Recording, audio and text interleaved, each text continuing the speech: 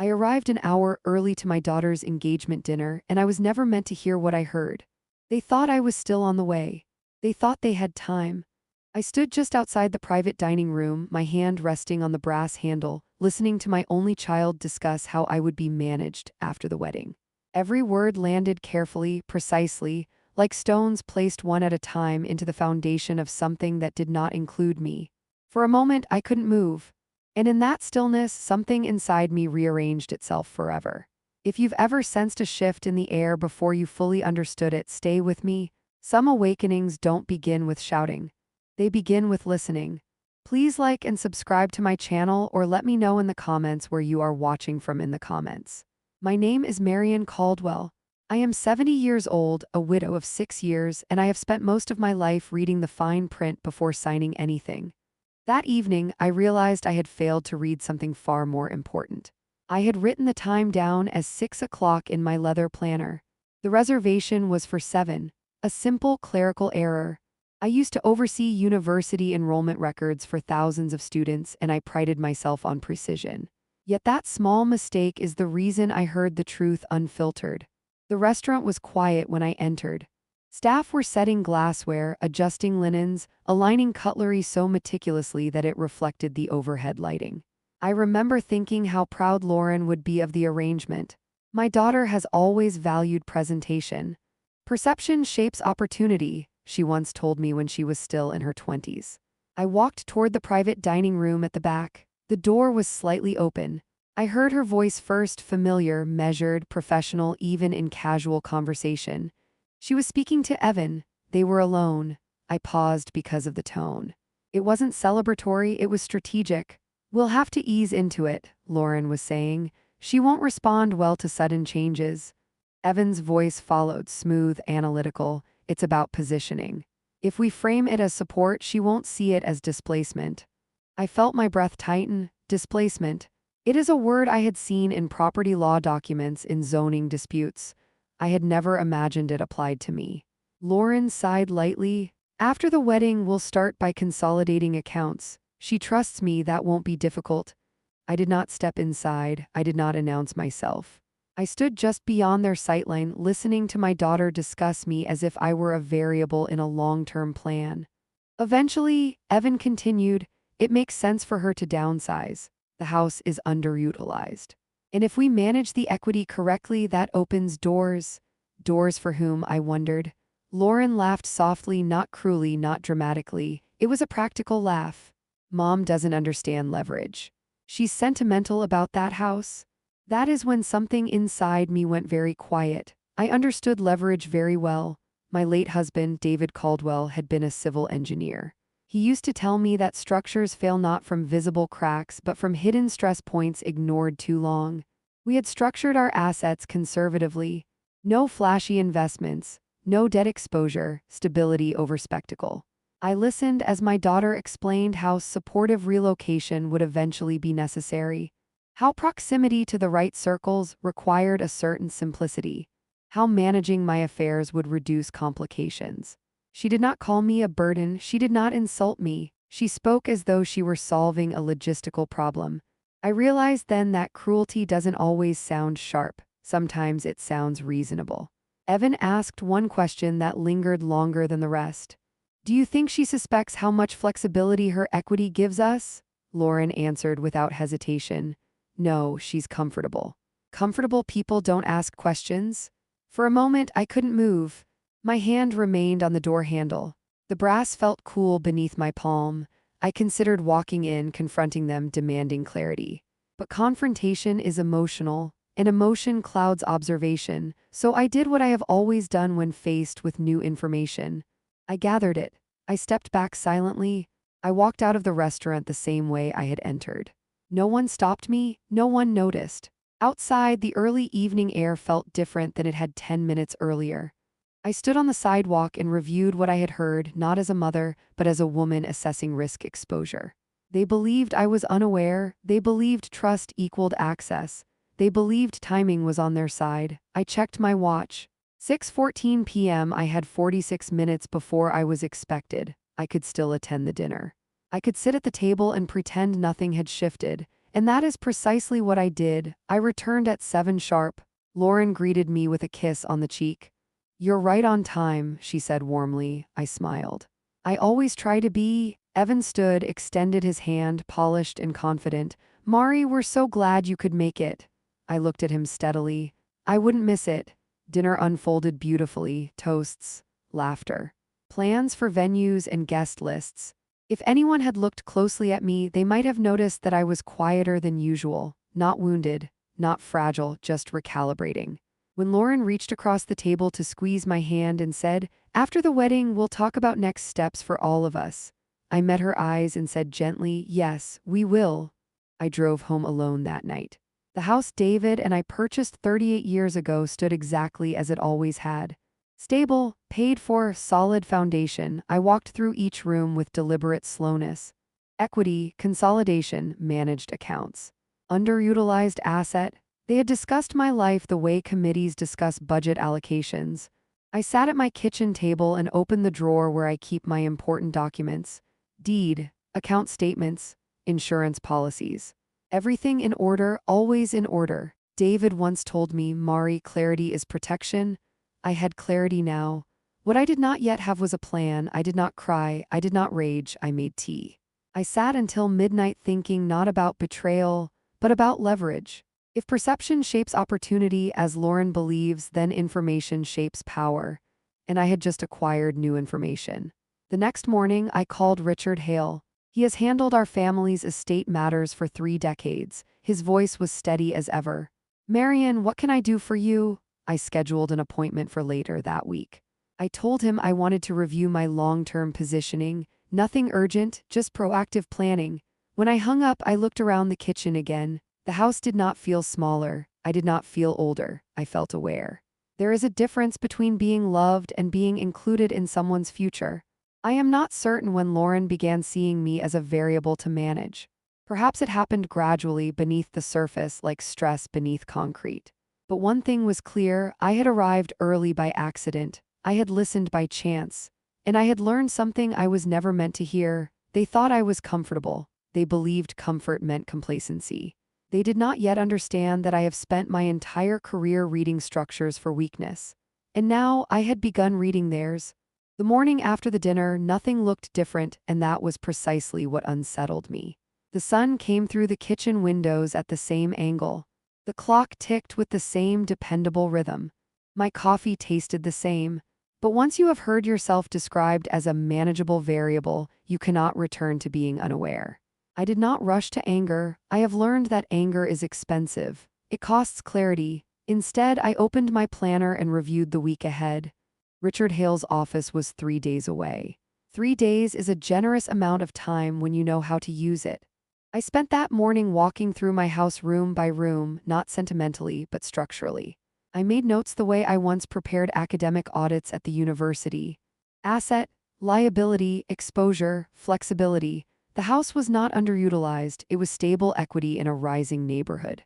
My retirement accounts were diversified conservatively. No unnecessary risk. David and I had planned carefully. He used to say, "We build for pressure we can't yet see." I wondered what he would say now. Probably very little. He was never theatrical. He would have asked one simple question: "What are you willing to protect?" I thought about Lauren as a child, her small hands wrapped around my fingers, her first school presentation, the nights I stayed awake reviewing her college essays. Love is not erased by overheard strategy, but love without boundaries becomes permission, and I had unknowingly granted permission. By noon, Lauren called. Her voice was bright, efficient. "Mom, we've been looking at venues in the city. Evan's parents prefer something downtown. It sends the right message." "What message is that?" I asked gently. She laughed lightly. "You know, professional, polished." I listened to the subtle layering in her tone. She wasn't unkind. She was positioning. "That sounds like a thoughtful decision," I replied. "We'll need to talk about some logistics soon." After the wedding, she added. "Of course," I said calmly. She hesitated. "You're okay, right? You seemed quiet last night." "I was listening," I answered. "That's never a bad thing." She paused again, perhaps unsure how to interpret that. "Well, we'll all figure things out together, a generous word when defined loosely." After we hung up, I sat at the dining table and reviewed my account summaries. If they intended to consolidate, they would need access. If they intended to ease into it, they would rely on trust. Trust is not weakness, but it must be intentional. I pulled out the original deed to the house. The paper felt heavier than I remembered. David's signature beside mine. Solid ink, I traced it with my finger and recalled the day we signed. We were not wealthy, we were careful. There is a difference. That afternoon, I drove past the restaurant from the engagement dinner. I didn't go inside. I simply parked across the street and observed the entrance. The same door I had stood behind. The same brass handle. It struck me how thin the barrier had been between ignorance and awareness. Just a door, just an hour. That evening, Evan sent a group email outlining preliminary wedding expenses and estimated contributions. He included me out of courtesy or optics. The spreadsheet was thorough, polished, professional. Transparency builds confidence, he wrote. I smiled faintly.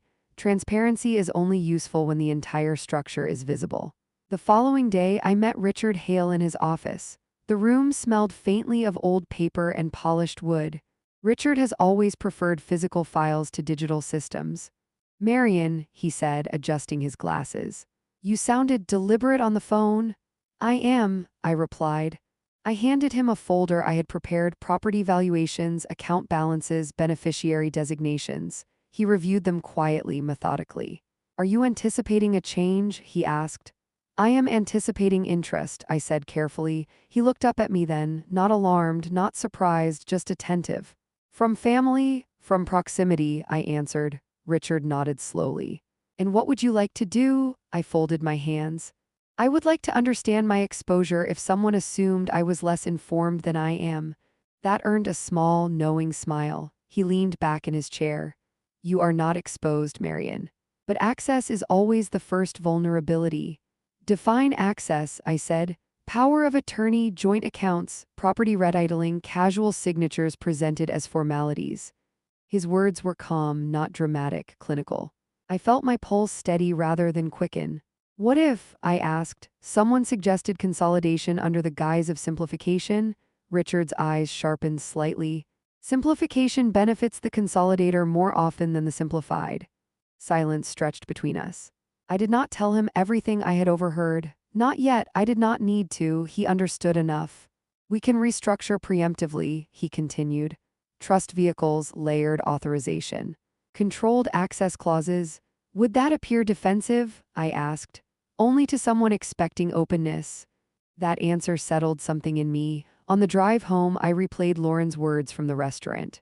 "Comfortable people don't ask questions." She had underestimated one thing: I may be comfortable, but I am not complacent. That evening, Lauren stopped by unexpectedly. She brought pastries from a boutique bakery downtown. "Thought you'd like these," she said. She walked through the house with a kind of assessing glance.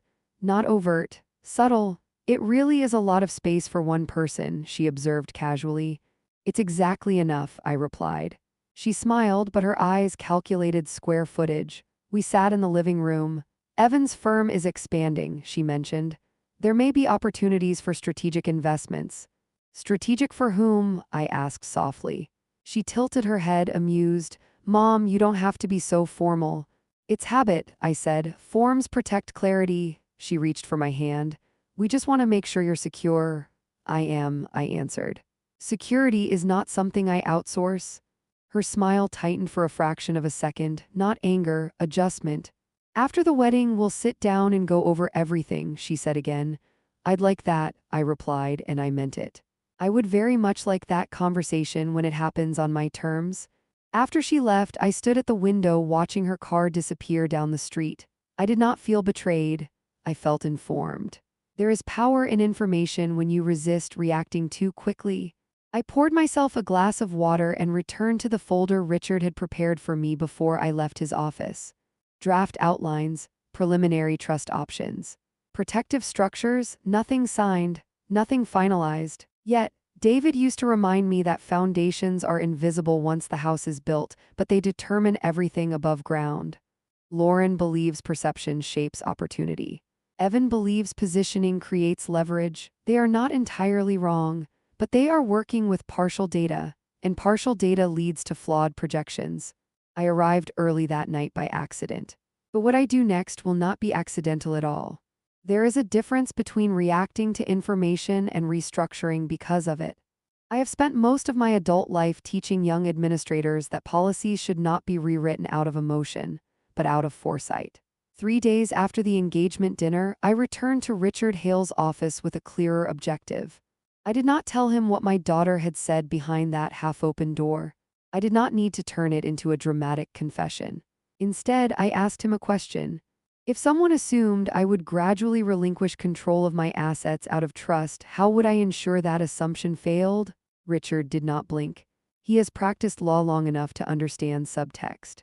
You separate access from ownership, he replied, and you document everything before anyone asks. We spent the next 2 hours reviewing structures I had once skimmed past in estate briefings but never implemented fully. Revocable living trusts, successor trustees, limited power triggers, protective clauses that activate only under specific conditions. It was not about disinheriting anyone, it was about defining terms. You're not cutting anyone off, Richard observed calmly as he annotated a draft. You're clarifying governance. Governance. That word felt accurate.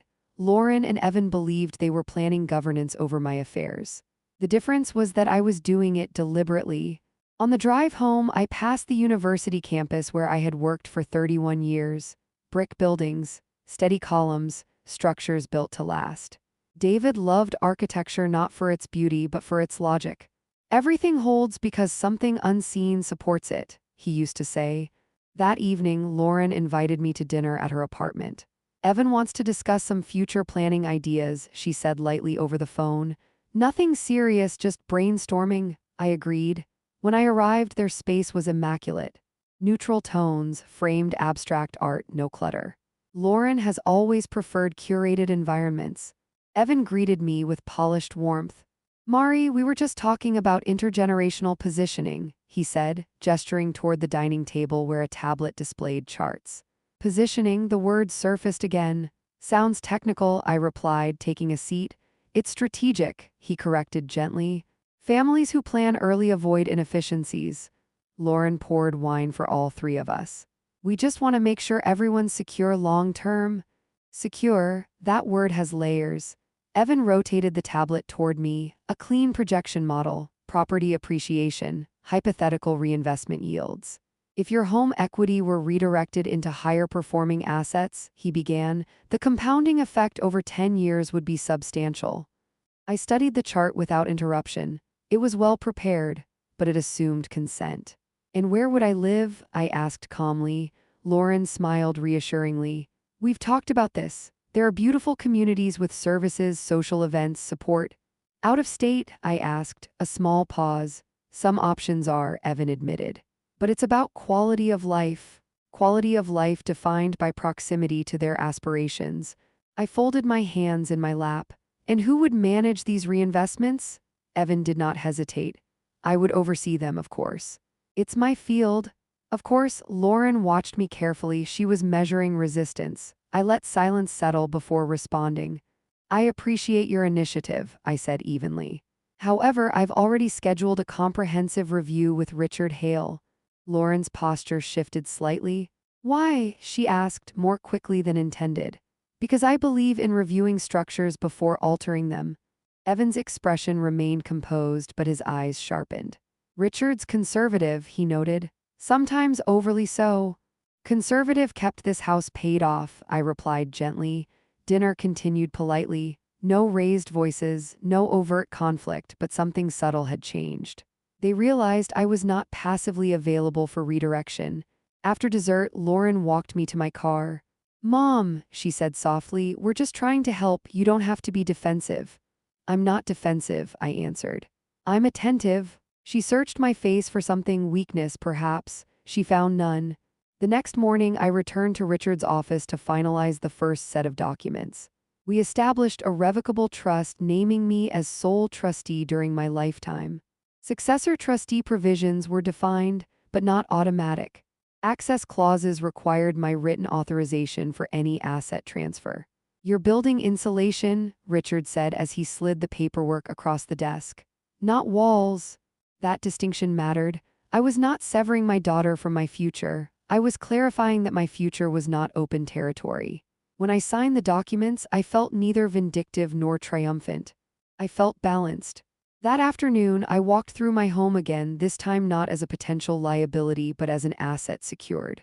The hardwood floors. David refinished himself. The study where I processed thousands of student transcripts late into the night. The kitchen where Lauren once spread out college brochures dreaming of bigger cities. I do not resent her ambition. Ambition is not cruelty, but ambition without gratitude reshapes memory. 3 days later, Evan emailed again, this time requesting a meeting specifically to align expectations. I agreed. I prefer alignment in clear daylight. We met at a cafe near my house, neutral territory. Evan arrived early. Lauren arrived precisely on time. We sensed hesitation. Evan began carefully. And we want transparency. I nodded. Transparency requires full disclosure, I replied, including motivations. Lauren inhaled slowly. Mom, we're building something bigger. A certain lifestyle comes with obligations. Appearances matter. There it was again, perception as currency. And I interfere with that perception? I asked calmly. Not interfere, Lauren corrected quickly. Complicate. Complicate, a softer word than burden. I stirred my tea slowly.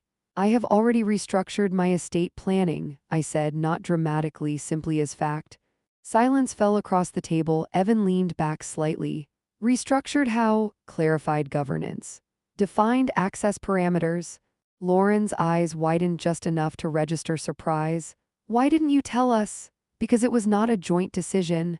My tone remained even. No accusation, just boundary. Evan's jaw tightened imperceptibly. You don't trust us? He asked. Trust is not the same as access, I replied, and I do not conflate the two. Lauren looked down at the table for a long moment. When she finally met my eyes again, something had shifted, not hostility, not remorse, recalculation. We only wanted to simplify things for you, she said quietly.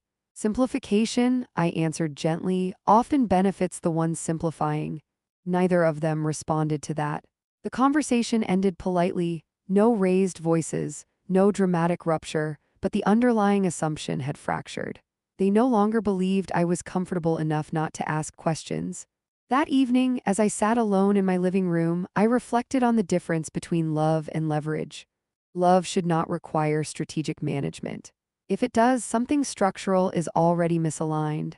David once told me that when you detect pressure building within a structure, you do not panic. You reinforce. You adjust load-bearing points. You do not announce the adjustment. You simply make it. I have not confronted Lauren about what I overheard, not yet. Information held quietly can be more powerful than words spoken too soon. They think the discussion is paused. They believe we are negotiating logistics.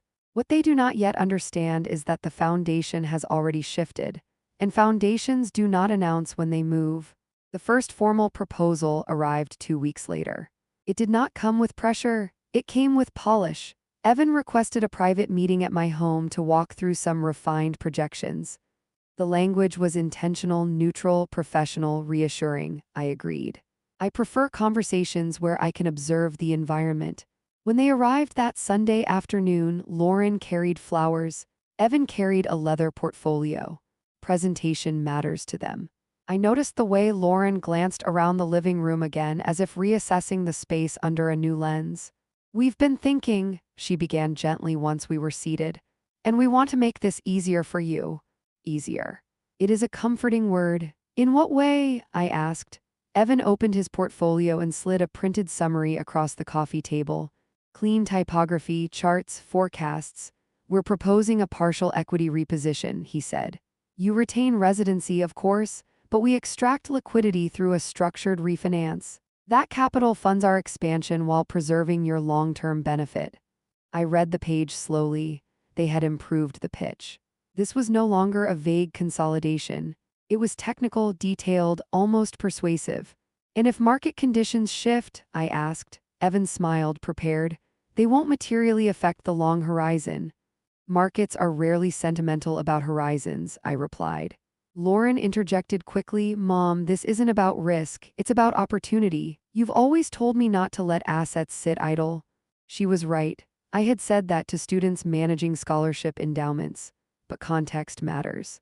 Idle, I repeated softly. This home is not idle. Lauren's expression softened as if I had misinterpreted. You know what I mean. I did. I also understood what they meant by extraction. Equity becomes leverage. Leverage becomes influence. Influence becomes control. I folded the document neatly and placed it back on the table. I've already restructured my estate planning, I reminded them. Evan's jaw tightened slightly, though he kept his tone measured. We know, that's why we're proposing collaboration rather than access. Collaboration implies shared authority. And what exactly would collaboration grant you? I asked calmly. Lauren leaned forward. Mom, we're getting married. We're building something bigger. We're not trying to take anything from you. We're trying to include you in growth. Include, the word sounded generous. But inclusion without clarity becomes absorption. Growth requires alignment, I said evenly. Alignment requires shared objectives. What objective of mine does this serve? Silence lingered longer this time. Evan broke it first. Long-term value maximization. For whom? I asked again. His eyes held mine. For the family. I almost smiled. The family, a flexible term when definitions shift. I stood and walked toward the window, giving myself a moment to think, not emotionally but structurally. David once told me that when someone proposes reinforcing a beam, you must ask what load they intend to place on it. I turned back toward them. Let me ask you something, I said. If I decline this proposal entirely, does that alter your perception of my role in your lives? Lauren looked startled.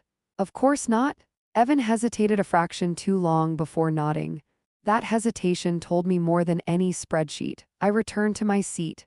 Then we will leave my equity where it is, I said gently. Lauren's composure thinned. Mom, you're being overly cautious. Caution built this house, I replied. It paid for your education, it kept debt from dictating our decisions. Her eyes flickered with something frustration, perhaps embarrassment. This isn't about debt. Everything involving leverage eventually is, I said quietly. The conversation shifted after that, polite, restrained, but strained. They stayed another 20 minutes discussing wedding logistics, guest lists, seating charts. I listened, I nodded, I asked practical questions, but something in the air had changed. They realized I would not yield easily, not through warmth, not through logic. When they left, Lauren hugged me tightly, longer than usual. We just want you to trust us, she whispered. I held her gently. Trust is not measured by signatures, I replied. That evening, I reviewed the proposal again alone. It was not poorly constructed. In fact, it was clever. They had minimized my visible risk while maximizing their flexibility. It was strategic, but strategy without transparency reveals intent. The next morning, I called Richard Hale. They've escalated, I said simply. To extraction, he asked. To collaboration, I corrected dryly. He chuckled softly. That usually means the same thing. I outlined the proposal. He listened carefully. If you were my sister, he said finally, I would advise you to hold steady. Once equity leaves, it rarely returns under equal terms. And if I want to go further? I asked. He paused. Further how? I looked around my kitchen, the morning light catching the edges of the cabinets David installed himself. What would it take, I asked slowly, to make my estate planning invisible to outside influence entirely? Richard understood the question immediately. Irrevocable structures, he said. Asset migration into protected vehicles, potential relocation of primary residence. Relocation. The word settled heavily but not painfully. Would that appear reactionary? I asked. Only if announced, he replied. That answer lingered with me long after we hung up. I did not want spectacle. I did not want confrontation. But I also would not allow myself to become a line item in someone else's growth model. Later that week, Lauren called again. Her tone was lighter than before. Evan thinks we may revisit the proposal after the honeymoon, she said casually. Take some pressure off. Pressure, an interesting choice of word. There's no pressure from my side, I replied. Good, she said quickly, because this is about long-term positioning. Positioning, they still believed positioning was theirs to manage. What they do not yet see is that I have already begun repositioning myself. Quietly, methodically, without drama. David used to say that foundations are strongest when adjusted before visible cracks appear. There are no cracks in my life, only recalibration. I have not told Lauren that I overheard her that evening. I have not confronted Evan about his assumptions. Information, when held calmly, becomes leverage of its own. They believe this is a negotiation about assets. It is not. It is a reassessment of alignment. And alignment, once shifted, changes everything above it. They think the conversation will resume after the honeymoon. What they do not yet understand is that by then, the structure they intended to lean on may no longer be available in the way they imagined. The week before Lauren's wedding, I made a decision that surprised even me, not because it was drastic, but because it was calm. There were no raised voices, no confrontations, no dramatic declarations, just paperwork. I sat in Richard Hale's office on a Tuesday morning while sunlight filtered through the narrow blinds, and I listened as he explained the final layer of protection. Once this is executed, he said, tapping the folder in front of him, ownership shifts from you personally to the trust entity. You remain beneficiary, you remain resident, but the asset is no longer directly accessible. Accessible to whom? I asked quietly. Richard's expression did not change. To anyone expecting simplicity? I signed the documents with steady hands. The house, my house, the one David and I purchased after years of careful budgeting, now belonged to a structure that required deliberation, not assumption. It was not a dramatic act, it was administrative. But administration, done correctly, changes outcomes. As I walked back to my car, I thought about David's steady way of approaching stress. When a bridge endures new load, engineers don't argue with the weight, they redistribute it. That is what I was doing, redistributing risk before anyone tried to apply it. That afternoon, Lauren called. "Mom, Evan's parents are finalizing the rehearsal dinner," she said, voice brisk with activity. "They're being very particular about guest seating." I could hear the subtle strain beneath her tone.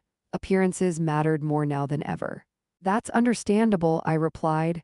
"These events are as much performance as celebration." She laughed lightly. "You always see through things." "Observation is not cynicism," I said gently. She hesitated. "I hope you're not pulling away from us." There it was, not accusation, concern, or perhaps anticipation. "I am not pulling away," I answered truthfully. "I am organizing." Silence lingered just long enough for her to consider what that meant. "Organizing what?" she asked. "My future," I said simply. 2 days later, I met with a real estate consultant, not to sell the house immediately, but to understand its market trajectory. Knowledge is stabilizing. The numbers were strong, appreciation steady, liquidity potential high. "You're in an excellent position," the consultant said. "Most people your age are downsizing out of necessity. You would be doing it from leverage." I smiled at that word. Leverage, when defined by the one holding it, feels very different than leverage imposed externally. That evening, I walked through the house slowly. The dining room where Lauren celebrated her college acceptance. The hallway where David once balanced a ladder while installing crown molding. The bedroom where I sat alone the night after his funeral, staring at the ceiling and wondering how silence could feel so loud. This house was not idle equity. It was structured memory, but memory does not require physical square footage to survive. The following morning, I received an email from Evan. Subject line, post-wedding financial alignment. He was planning ahead. Even before vows were exchanged, projections were underway. I read the email twice. It was careful, polite, no pressure, just an outline of next steps. I did not respond immediately. Instead, I called Richard. If I were to liquidate voluntarily, I asked, before any request is made, what would that signal? Autonomy, he replied without hesitation. It would also eliminate assumed leverage. That answer settled deeply. Assumed leverage. That was what I had overheard weeks ago in that restaurant hallway, the assumption that my stability could become their flexibility. What happens when flexibility disappears before it can be accessed?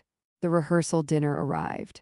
Lauren looked radiant, controlled, elegant, positioned perfectly between ambition and sentiment. Evan was polished as always. During cocktails, I watched the subtle choreography between families. Introductions measured. Conversations curated. At one point, Evan's father asked casually, "And what are your plans long-term, Marion?" It was a polite question, but it carried expectation. I held his gaze calmly. "Stability," I replied. "And mobility on my terms?" He nodded slowly as if filing that away. Later that evening, Lauren pulled me aside. Evan thinks we should schedule a planning session right after the honeymoon, she said softly. Just to ensure everything flows smoothly, as though my life were a logistical channel to be optimized. I've already taken care of my planning, I said gently, her brows knit together. Taken care how? Thoroughly, I replied. She studied my face for signs of emotion, resentment perhaps. There was none, only calm. You don't trust us, she whispered again. I placed my hand over hers. Trust is strongest when it does not depend on control. She withdrew slightly, unsettled by an answer that did not offer reassurance. The wedding day unfolded beautifully. White florals, soft lighting, carefully curated vows. I watched my daughter promise permanence while understanding that permanence requires foundation, not optics. I did not cry during the ceremony, not because I felt nothing, but because I felt too much clarity. After the reception, as guests filtered out and photographers packed their equipment, Lauren hugged me tightly. Everything is going to change now, she said.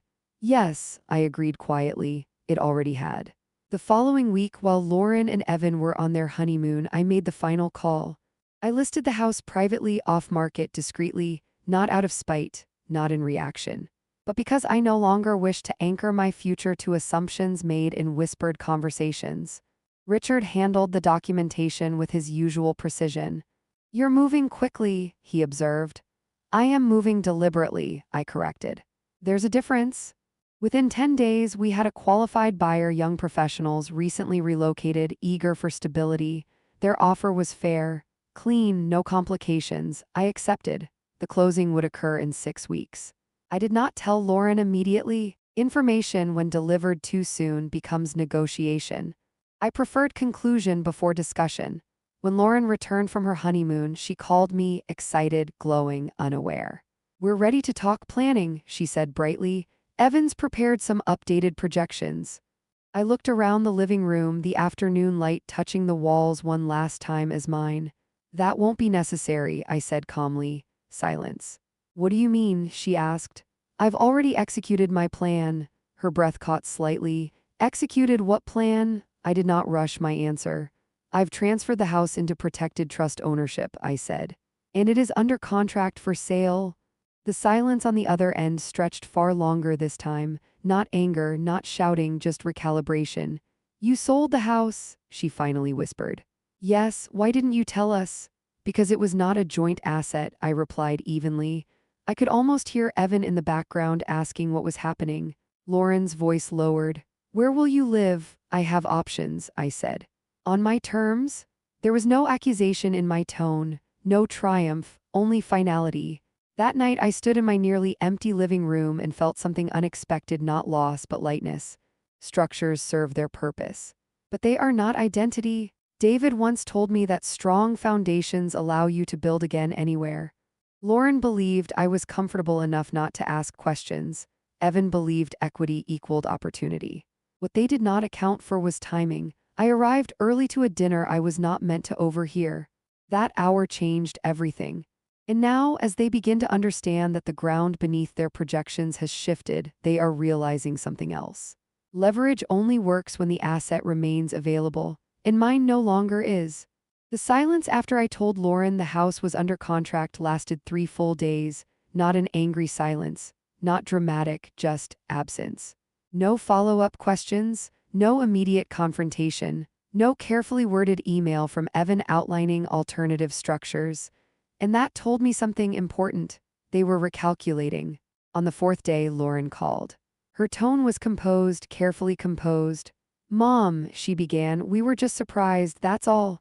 Surprise usually means an expectation went unmet, I replied gently. A pause. We thought we would all discuss major decisions together. I did discuss it, I said calmly, with my attorney. That landed harder than anything accusatory would have. There was a shift in her breathing, not anger, adjustment. Evan feels, she hesitated, choosing her phrasing the way she does in corporate communications meetings, that this changes certain long-term projections. Projections change when assumptions do, I said. Another pause. Was this because of what we talked about before the wedding? She asked quietly. I looked out the kitchen window at the maple tree David planted 27 years ago. Its roots were deep, its trunk steady. No, I answered truthfully. This was because I prefer clarity before complexity. She did not challenge that. Instead, she asked the question that revealed more than she realized. Where are you going to live? The concern in her voice was real. But beneath it was something else, loss of positioning. I've purchased a smaller property, I said. Closer to the coast, manageable, paid in full.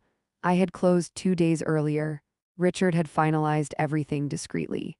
Sale proceeds routed directly into trust accounts. No loose ends, no transitional vulnerability. Lauren inhaled sharply. You moved? Not yet, I replied. But soon? You didn't tell me. I didn't need permission. That was the first moment her composure thinned. I'm not asking for permission, Mom, this feels sudden.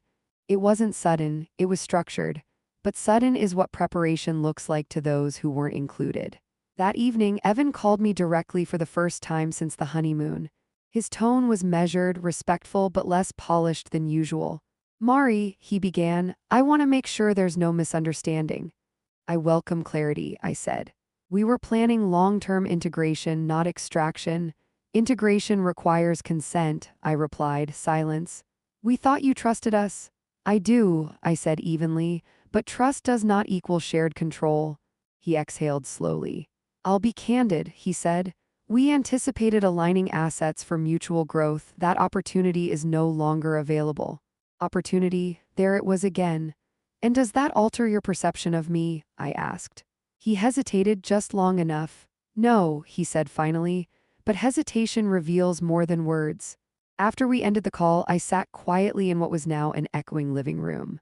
Most of the furniture had been staged for buyer walkthroughs, photographs packed, drawers empty. I did not feel vindicated, I felt awake. For years, I believed that love naturally protected position. But adulthood is more complex than childhood affection. Lauren does love me, I believe that, but she also loves upward motion. And upward motion often demands repositioning anything that feels static. I was not static, I was stable. And stability does not require relocation to remain valuable. 2 weeks before closing, Lauren came to see me in person. She stood in the nearly empty foyer looking at the stripped walls. It feels different, she said softly. It is different, I replied. She walked slowly through the house. Her old bedroom was bare now, closet empty, walls neutral. I didn't think you'd ever leave, she admitted. I didn't either, I said. She turned toward me.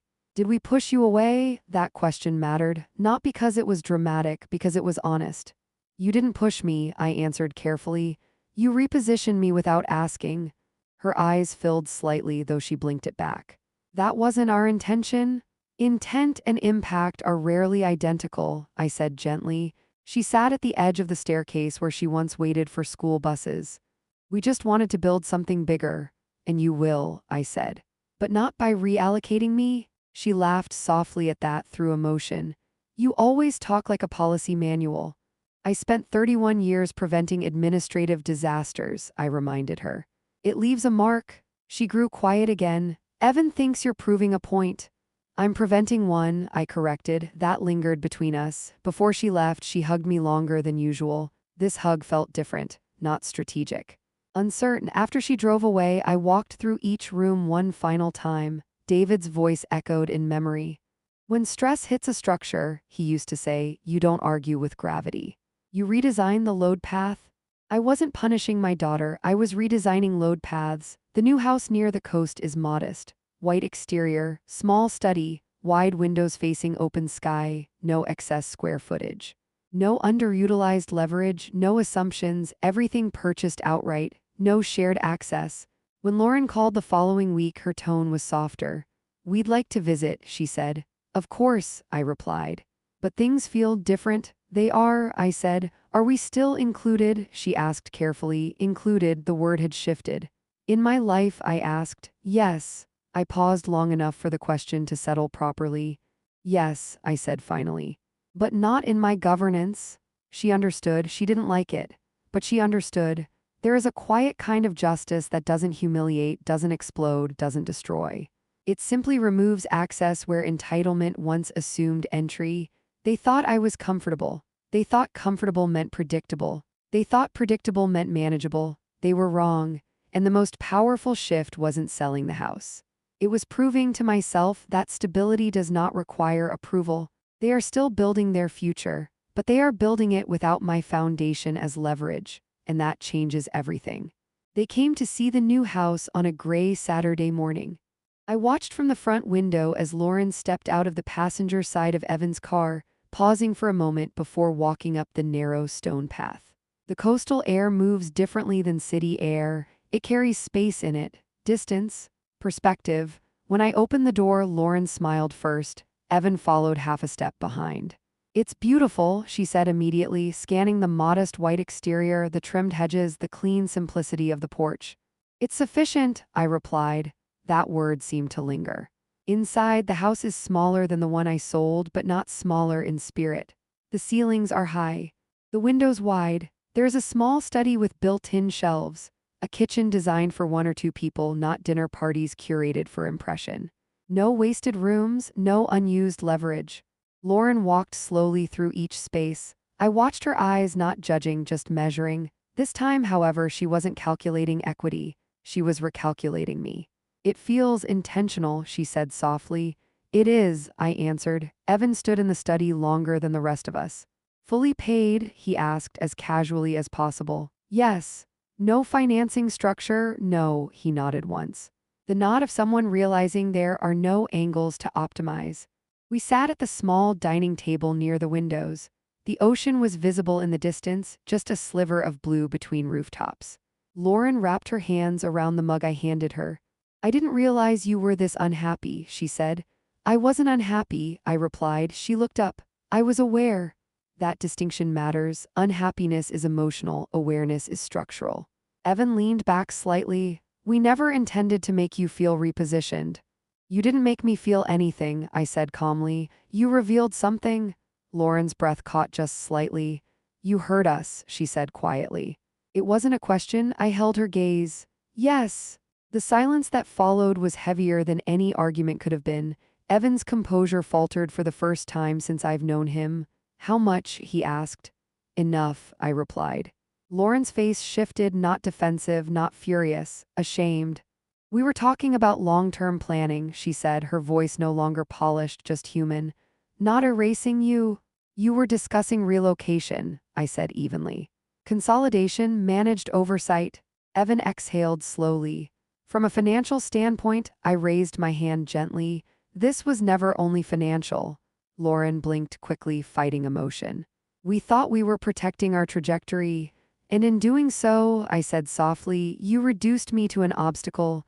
She looked down at the table. "That wasn't how it felt," she whispered. "No," I said. "It rarely does to the one designing the plan." The room grew quiet again. Outside, a gull called somewhere near the shoreline. Evan cleared his throat. "We miscalculated." It was the first fully honest sentence he had spoken since entering the house. "Yes," I agreed. Lauren reached for my hand. "Why didn't you confront us?" "Because confrontation invites denial," I answered. "Preparation invites clarity." She swallowed hard. "You moved everything before we could even adjust." "I adjusted," I corrected gently. "There is a difference between reacting and repositioning." For several minutes, none of us spoke. Then Lauren asked the question that finally mattered. "Are we still your family?" I studied her carefully before answering. "Family is not defined by access to assets," I said. "It is defined by respect." Her fingers tightened around mine. "And do we still have that?" "Respect," I repeated. "That depends on what you build next. Not financially, relationally." Evan stood and walked toward the window, looking out at the water. "I built my career on forecasting outcomes," he said quietly. "I didn't forecast this." "That's because you assumed static variables," I replied. He gave a faint, humorless smile. "You're not static." "No," I said, "I never was." Lauren's voice softened. "We got caught up." "In perception?" I asked. She nodded. "Yes." "Perception is fragile," I said. "Foundations are not." That is what David taught me. Structures do not collapse because someone dreams bigger. They collapse because someone redistributes load without consent. Lauren wiped a tear she hadn't intended to shed. "I don't want this distance." "There doesn't have to be distance," I said, "but there will be boundaries." She nodded slowly. Evan turned back toward us. We won't raise the proposal again, he said. I know, I replied, because the proposal no longer had footing. The conversation shifted after that. Less strategy, more honesty. Lauren asked about the neighbors, the library nearby, the walking path along the shore. Normal questions, human questions. Before they left, she hugged me again. This time there was no tension, no calculation, just a daughter uncertain about how to repair what she almost restructured beyond recognition. As their car disappeared down the quiet street, I stood on the porch for a long moment. The ocean wind moved through my hair. I did not feel triumphant. I felt aligned. They thought I arrived early by mistake. They thought I overheard something that would wound me. They were right about one thing. It did wound me. But wounds reveal weakness only if you leave them untreated. I did not confront. I did not expose. I did not retaliate. I restructured. And now they are standing in a house that cannot be leveraged. Learning that respect cannot be negotiated after the fact. And understanding, perhaps for the first time, that I was never the variable in their equation. I was the foundation they assumed would remain available. It no longer is, but I am still here. And that is a different kind of strength entirely. There is something about the ocean in the early morning that makes everything feel honest. No projections, no positioning, no curated impressions, just horizon. 3 months after I moved, Lauren came alone, not with proposals, not with spreadsheets, not with Evan, just my daughter. She arrived without announcing strategy. She arrived with uncertainty. I've been thinking, she said as we walked along the shoreline path near my new home. About that night. The dinner, I asked. She nodded. I keep replaying what we said, how clinical it sounds now. Clinical. That was the right word. It hadn't been cruel, it had been structured. You weren't trying to hurt me, I said calmly. You were trying to optimize. She winced slightly at that. When did I become someone who optimizes people? She asked. I did not answer immediately, because the truth is not always about a single moment. It is about gradual calibration. You didn't become someone new, I said finally. You amplified something that was always rewarded. In my career, she asked. In your environment, I replied, perception equals power, control equals security, efficiency equals intelligence. Those lessons serve well in corporate rooms, they fail in living rooms. She stopped walking and faced me fully. I didn't see you as an obstacle, she said quietly. You saw me as a variable, I corrected. There is a difference. She nodded slowly. Yes. That admission mattered, not because it healed everything, but because it was honest. We sat on a weathered bench facing the water. I thought protecting our trajectory meant consolidating everything, she continued. Aligning assets, simplifying. And did you ever ask whether I wanted simplification? I asked gently. No, she whispered. That is where the fracture began, not in greed, in assumption. Evan visited the following week. He stood on my porch looking less polished than usual. I owe you something, he said. Clarity, I offered. Acknowledgement, he replied. We sat in the small study overlooking the side garden. I built my success forecasting movement, he said, and I misread yours. How so? I assumed comfort equals inertia. I allowed a small smile. Comfort is often earned, I said, not passive. He nodded. I thought if we structured things efficiently, everyone would benefit. Efficiency without consent feels like removal, I replied. He absorbed that without argument. For the first time since I met him, he wasn't calculating angles. He was recalibrating understanding. I won't raise financial integration again, he said quietly. You don't need to, I answered, because there is nothing left to integrate. The trust is secure. The proceeds are allocated. The new property is insulated, access is defined, and clarity is permanent. Weeks passed. Lauren began visiting more often but differently. No strategic undertones. No soft inquiries about long-term positioning, just conversation. About her work. About books I've been reading. About how difficult it is to balance ambition with integrity when the world rewards the loudest results. One evening, as the sun set beyond the water, she said something that told me everything had shifted. I used to think upward movement required leaving things behind, she said. And now, I asked. Now I think it requires knowing what not to step on. That was not a corporate sentence. That was growth. David once told me that strong structures don't collapse when tested. They reveal which beams were carrying too much. I had been carrying more than my share, not financially, emotionally. Allowing myself to be gradually repositioned for someone else's vision of elevation. That ended the moment I stood outside that half-open restaurant door. The hour I wasn't meant to be there. The words I wasn't meant to hear.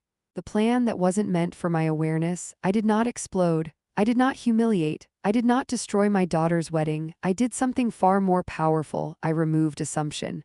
Quietly, completely. And when assumption disappears, so does entitlement. Lauren still calls me, Evan still visits, we still share holidays, but the foundation has changed.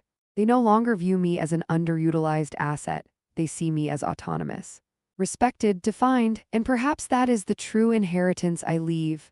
Not property, not liquidity, but an example. That love does not require surrender, that dignity is not negotiable, that comfort does not equal compliance. And that arriving early, by accident or by design, can sometimes save you from being quietly written out of your own future. I am Marian Caldwell, 70 years old, widowed, detail-oriented, composed, not static. Not available for leverage, and very much still here. Sometimes the most powerful decision you make is not the one where you raise your voice. It is the one where you quietly change the structure beneath everyone else's assumptions. And once that structure changes, everything above it must adjust.